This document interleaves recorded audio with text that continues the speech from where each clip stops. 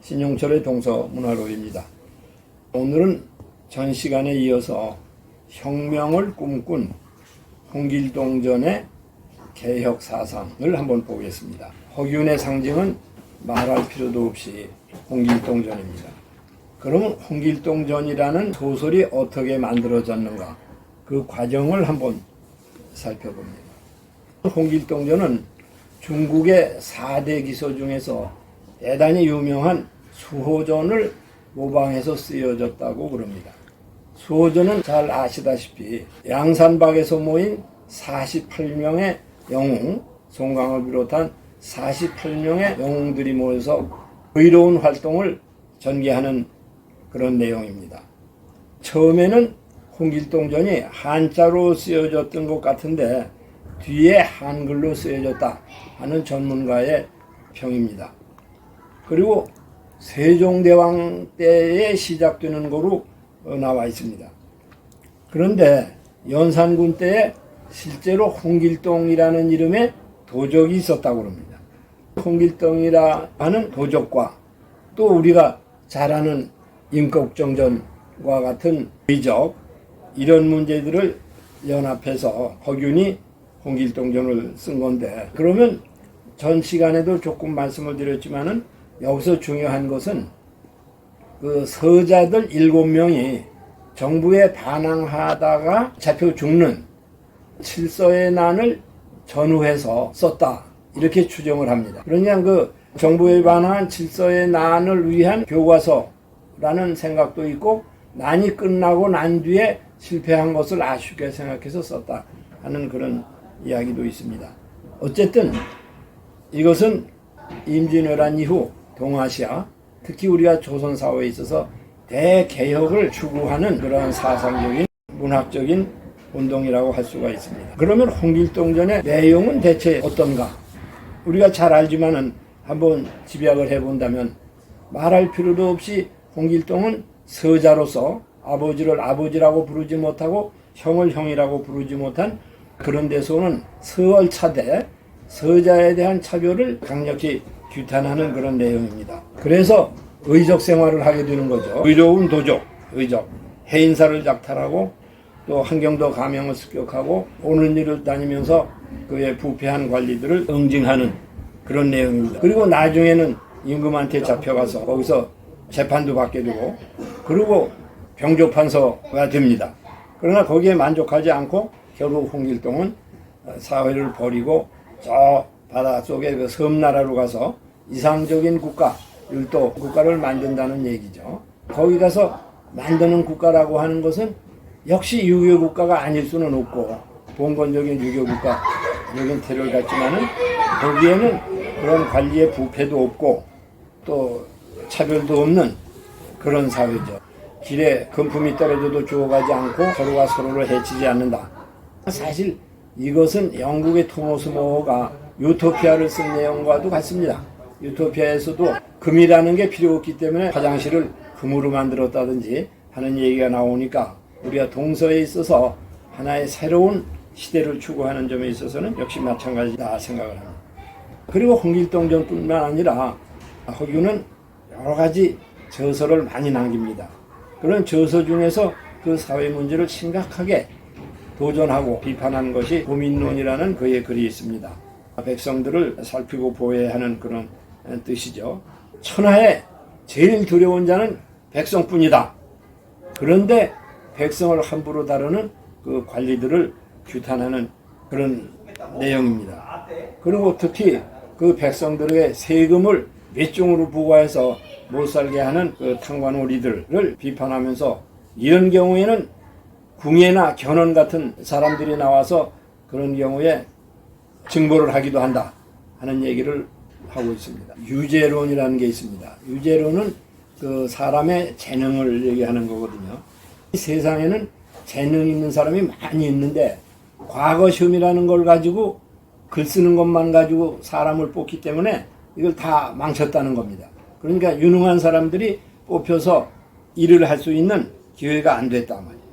그리고 문벌, 집안을 따진다든지 이래서 하늘이 세상에 재능 있는 사람을 많이 냈는데도 불구하고 국가가 임금이 그거를 제대로 갖다 쓰질 못해서 그렇다. 그리고 어떻게 서자라고 해서 차별을 받고 사회에서 진출하고 활동을 할 수 없게 하느냐.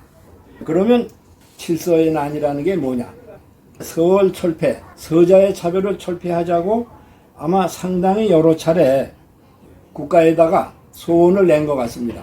그러나 그때마다 그것이 다 부결이 돼서 받아들이지 않았다고 상소를 한 게, 숙종 때, 영조 때, 순조 때, 헌종 때 해서 계속 상소를 올렸지만은 그 상소가 묵살이 됐다고 합니다.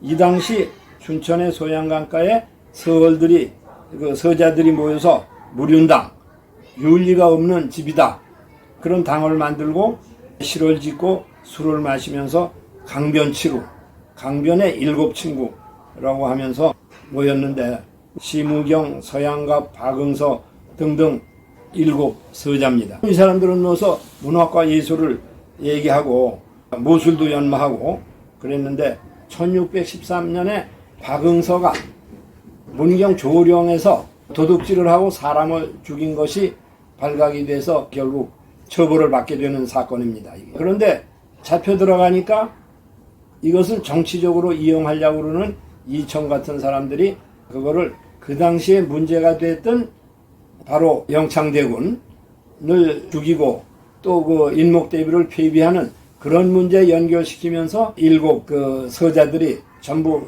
잡혀 들어가서 이제 죽게 되는 거죠. 서울의 옥사라고 그러는데 서자입니다. 이 서자 중에 박응서 같은 사람은 유명한 사암 박순의 아들입니다. 박순의 서자죠.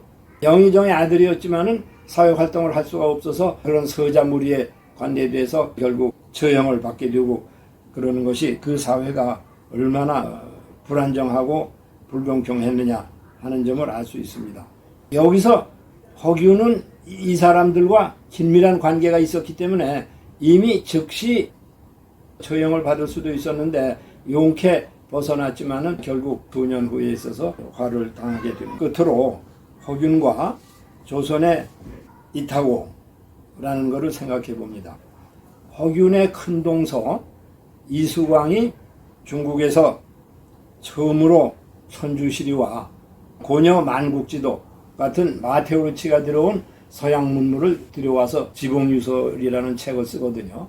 그 다음에 허균은 중국 가서 천주교에 대한 서적을 또 들여오고, 이수광과 허균은 천주교를 우리나라에 들여온 가장 앞장섰던 사람으로 그 당시 사회에 있어서, 유교 사회에 있어서 부처를 믿고 또는 기생을 가까이 하고 또 천주교를 들여오고 이런 문제들은 용납이 될 수가 없었던 거죠.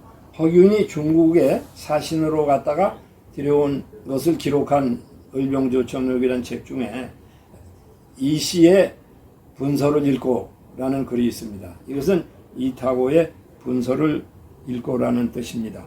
이타고는 바로 임진왜란 시기 명말의 중국에 살았던 대표적인 사상가였는데, 그는 중국에서 유교 반도, 유교의 반역자, 사문난적 등으로 해서 탄핵을 받아서 1602년에 세상을 떠나는 사람입니다. 그러니까 중국에서도 위험해서 처형을 받았던 그런 사상가의 책은 우리나라에서 검서가 됐다는 것은 물론인데, 이것을 비밀리에 들어와서 읽고 그 사상에 대해서 심취됐다는 것은 그 자체가 이미 그 당시 사회에서 용납될 수 없는 범죄자이죠. 그러니까 아까 전에 말씀드렸던 것처럼 그것은 그 사회가 용납할 수 없는 사상범이었습니다. 그러면 허균이 이타고의 영향을 받았느냐 하는 것은 거의 알려지지 않고 추정만 하고 있었습니다. 중앙대학교의 윤남환 교수나 연세대학교의 이가원 교수 같은 분들이 열심히 추적을 하려고 했지만은 그 증거를 찾지를 못했습니다. 그래서 연세대학의 이가원 교수는 가정적으로 책을 쓰면서 허균은 한국의 이타고다, 말하자면 조선의 이타고다, 조선의 유교반도다 하는 논문을 쓰기도 합니다. 근데 그분들이 세상을 떠난 뒤에 을병조청록이 발견이 되었기 때문에 거기서 허균이 이타고의 사상을 상당히 깊이 받아들이고 그의 사상을 구현하려고 노력을 했다 하는 것을 알 수가 있죠. 이타고의 그 당시 사상은 중국에서도 큰 영향을 끼쳤지만은 우리나라에 즉각적으로 영향을 주어서 조선 사회를 개혁하려고 하는 허균의 노력으로서 나타났고, 그러나 그 노력이 실패로 돌아가면서 그것은 실학이라든지 문학 쪽으로 영향을 끼치게 됐고, 그 뒤에 사실은 1830년에서 59년까지 살았던 일본의 요시다 쇼인 길전소음에게 매료되어서 일본이 메이지 유신을 하는 중요한 동력으로 작용을 했다고 평가되고 있습니다. 이런 점에서 우리가 16세기 말 이타고의 사상은 우리나라에서 허균의, 그리고 19세기에 있어서 일본의 메이지 유신에 영향을 많이 미쳤습니다. 감사합니다.